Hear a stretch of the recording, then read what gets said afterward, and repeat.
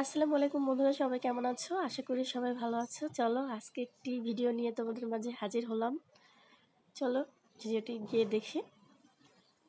এই chicken neck যদি কাট হয়ে যায় তাহলে আসলে সেভেন সিস্টার্সের সাথে মেইনল্যান্ড ইন্ডিয়ার যোগাযোগের আর কোনো ওয়ে কি আছে? থ্রু বাংলাদেশ।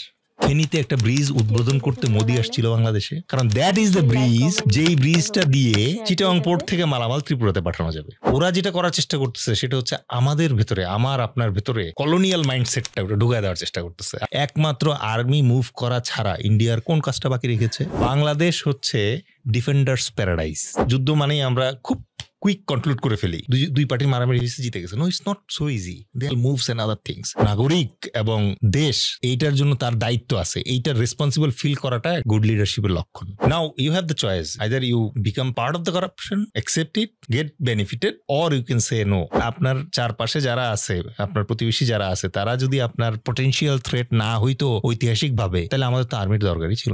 ডেল এইচ খান একই সাথে একজন retired major, best selling author এবং কর্পোরেট ট্রেনার। গত প্রায় 20 বছর তিনি বাংলাদেশ আর্মিকে সার্ভিস দিয়েছেন। কাজ করেছেন আফ্রিকার বিভিন্ন দেশে জাতিসংঘের শান্তিরক্ষা মিশনে। দেশের ভেতরেও তিনি পার্বত্য চট্টগ্রামের পাহাড়ি এলাকায় দায়িত্ব পালন করেছেন। তার লেখা one of the best selling books হচ্ছে আধুনিক দৃষ্টিকোণে সানজুর দ্য আর্ট অফ ওয়ার। সেনাবাহিনীর ডিসিপ্লিন এবং এক্সপিরিয়েন্স তিনি এখন কাজে লাগাচ্ছেন কর্পোরেট ট্রেনিং এবং বিজনেস ডেস্কের গেস্ট ডেল এইচ খান। ওরা এতটা পাওয়ারফুল, আমরা কি আসলে এখানে কিছু করতে পারবো নাকি? আমরা খালি ডিপ্লোম্যাটিক ওয়েতে কিছুটা একটু মানে নরম হয়ে থাকবো? আসলে আমাদের আর্মিরা আসলে এখানে কি করতে পারে, নাকি কিছু স্ট্র্যাটেজি আছে যেটা আমরা খালি চোখে বুঝি না? প্রত্যেকটা দেশের দূতাবাস, অন্য দেশে যখন দূতাবাস থাকে, সেই দূতাবাসের যে চৌহদ্দি, সেটা আসলে সেই দেশের সার্বভৌম একটা এলাকা বলে গণ্য করা হয় আন্তর্জাতিকভাবে। মানে ও একটা স্বাধীন জায়গা, মানে ওটা ওর দেশ না, মানে এটা আচ্ছা আচ্ছা আচ্ছা। মানে ইন্ডিয়ার যেমন বাংলাদেশের জার্মান দূতাবাস,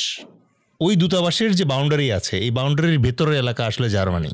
আচ্ছা, ইভেন বাংলাদেশ সরকারের কোনো বাহিনী ওই জার্মান দূতাবাসের যে প্রধান আছে, রাষ্ট্রদূত, তার অনুমতি ব্যক্তি রেখে ওখানে ঢুকতে পারবেন না। যদি ঢোকেন তাহলে জার্মানি বলতে পারেন যে আপনি আমার দেশের ইন্টারন্যাশনাল বাউন্ডারি ক্রস করেছেন।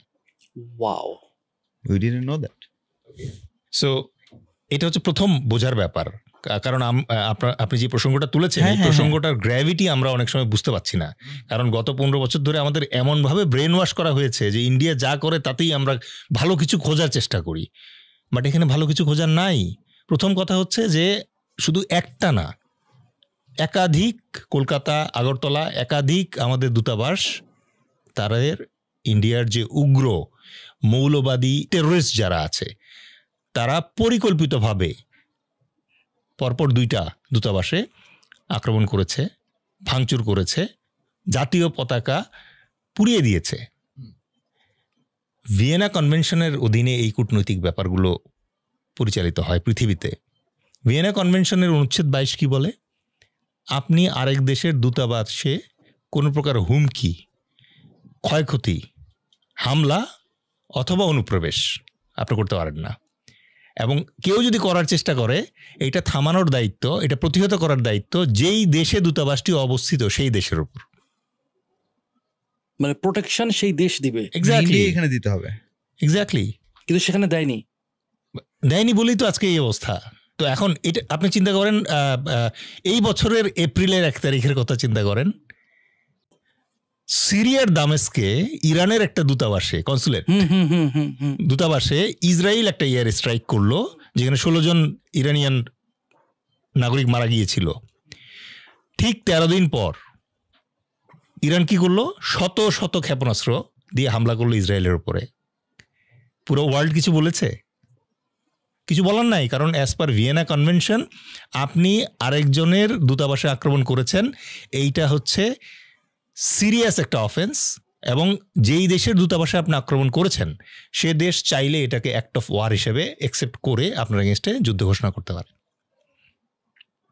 বাংলাদেশের ক্ষেত্রে কি হচ্ছে? বাংলাদেশ তো শান্তিপূর্ণ দেশ, আমরা যুদ্ধ আসলে চাই না। আমরা ইন্ডিয়ার সাথে যুদ্ধ করতে তো চাচ্ছি না, যদিও আমাদের ভেতরে ক্ষোভ আছে।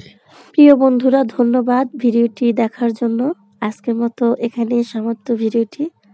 আল্লাহ হাফেজ।